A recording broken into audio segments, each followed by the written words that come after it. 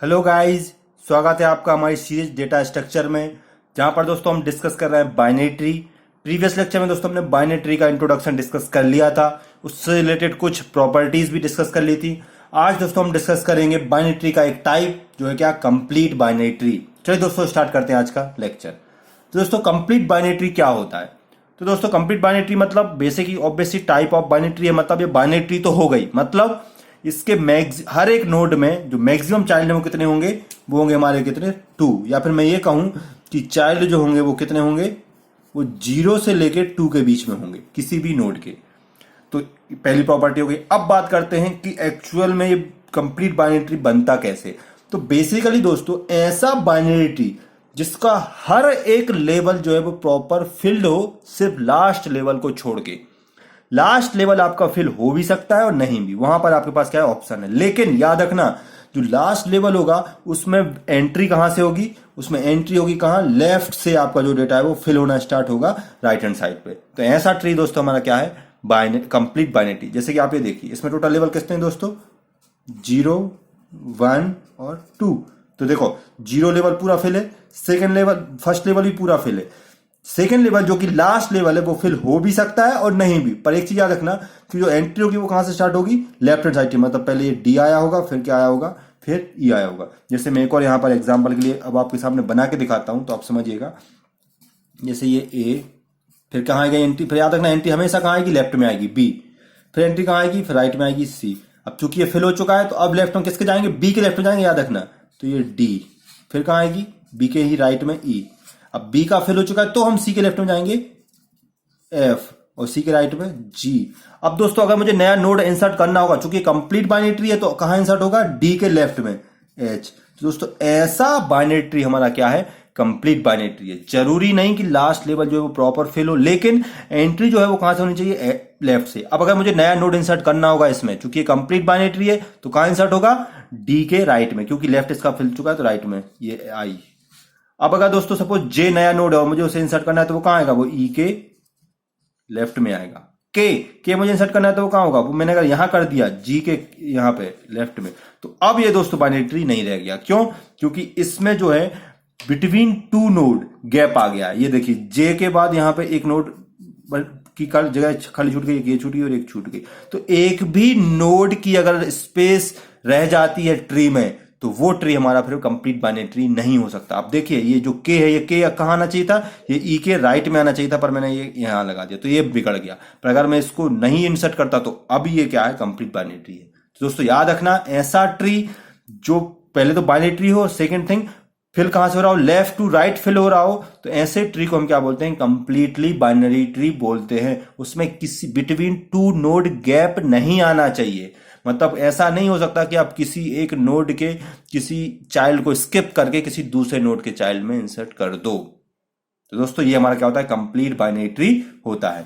आगे बढ़ते हैं तो the number of internal node, जिसको हम क्या बोलते हैं दोस्तों? Non leaf node. इंटरनल, अब बताइए मुझे इंटरनल नोड या फिर नॉन लीफ नोड कौन से होते हैं?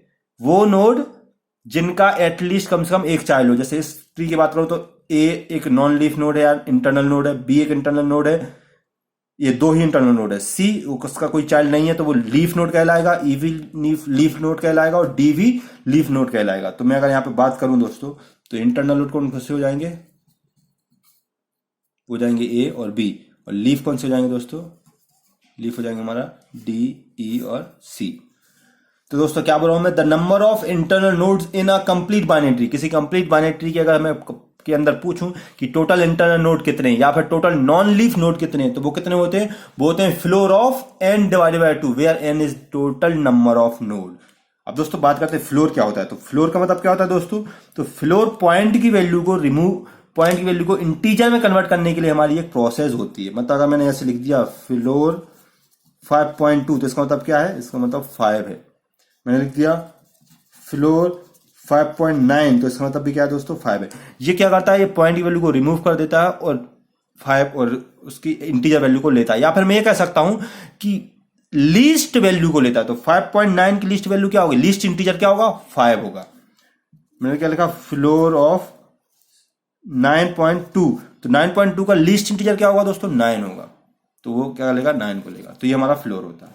तो अगर मुझे किसी बाइनरी ट्री में ये फाइंड करना है कि total number of internal node कितने हैं, तो मैं क्या करूंगा, मैं फ्लोर निकाल उस नंबर ऑफ नोड जितने हैं उस ट्री में उन सबको डिवाइड कर दूंगा और उसका लीस्ट इंटीजर ले लूंगा। जैसे कि सपोज इसमें निकालूं, मैं इसमें निकालूं तो क्या हो जाएगा, इसमें नोड टोटल नोड काउंट कीजिए 1 2 3 4 5 है, तो मैं क्या करूंगा, फ्लोर 5 डिवाइडेड बाय 2 कितना आएगा आंसर दोस्तों, फ्लोर 2.5 है ना, 2.5 का आंसर कितना होगा 2। तो आप खुद देखिए कितने इंटरनल नोड है, ए और बी, बस ये।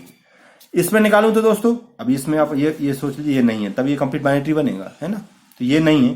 तो अब ये जो गिवन है इसमें अगर मैं निकालूं तो क्या होगा, floor total number of node count कीजिए 1 2 3 4 5 6 7 8 9 10, जी हाँ ये इतनी है, तो 10 डिवाइडेड बाय 2 कितना हो जाएगा, फ्लोर ऑफ 5 मतलब 5, मतलब इसके अंदर टोटल इंटरनल नोड कितने कहलाए दोस्तों, 5 कहलाए। आप काउंट कर लीजिए, इंटरनल नोड मतलब ऐसे नोड जिनका कम से कम एक चाइल्ड हो, तो आप काउंट कीजिए, ए हाँ इसके तो 2 चाइल्ड है तो ये भी काउंट हो गया, बी बिल्कुल, सी ये भी है, डी है क्या, हाँ, ई है क्या, हाँ, एफ है क्या, जी नहीं एफ नहीं है क्योंकि उसका एक भी चाइल्ड नहीं है, जी इसका भी ये भी नहीं है क्योंकि इसका एक भी चाइल्ड नहीं है। तो काउंट कीजिए 1 2 3 4 5 और हमारा आंसर कितना आया था, 5 आया था।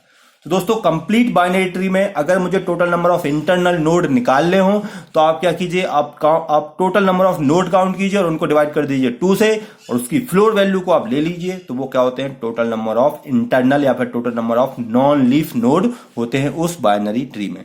तो दोस्तों उम्मीद करता हूं आपको आज का लेक्चर हमारा समझ आया होगा, आपको क्लियर हुआ होगा कि कंप्लीट बाइनरी ट्री क्या होता है और कैसे उसमें मैं total number of non leaf node या फिर इंटरनल नोड निकाल सकता हूं। तो दोस्तों अगर आपको आज का लेक्चर हमारा समझ आया तो प्लीज इसे लाइक कीजिए और अपने दूसरे दोस्तों के साथ इसको शेयर भी कीजिए। और दोस्तों अगर आपको कहीं कुछ डाउट है तो कमेंट सेक्शन में आप डाउट पूछ सकते हैं, अगर डाउट नहीं है तो आप पॉजिटिव कमेंट कीजिए। और अगर दोस्तों आपने हमारे चैनल को अभी तक सब्सक्राइब नहीं किया है तो प्लीज इसे सब्सक्राइब कीजिए। सब्सक्राइब के बाद दोस्तों वहां पर बेल आइकन आएगा, तो बेल आइकन को जरूर दबाएगा क्योंकि बेल आइकन से आपको हमारे अगले वीडियो का नोटिफिकेशन मिलेगा। मिलते हैं दोस्तों अगले लेक्चर में, तब तक के लिए नमस्कार।